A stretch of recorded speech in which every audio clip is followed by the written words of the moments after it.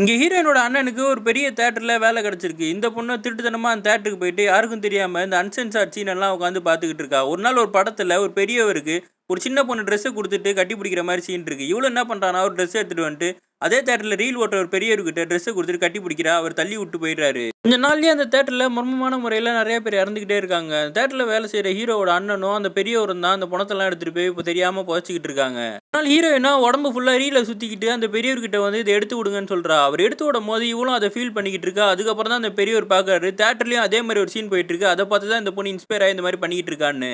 இந்த விஷயத்தையும் அந்த பெரியவர் போயிட்டு அந்த ஹீரோயினோட அண்ணன்கிட்ட சொல்றாரு. அவங்க அண்ணனுக்கு ஒண்ணுமே புரியல. அதுக்கப்புறம் தான் நமக்கு தெரிய வருது. இந்த தியேட்டர்ல வர கொலை பண்ற சீன் எல்லாம் பார்த்துட்டு இன்ஸ்பயர் ஆயி தான் அந்த பொண்ணு தியேட்டர்ல வரவங்கலாம் வித்தியாசமா கொலை பண்ணிட்டு இருந்திருப்பா.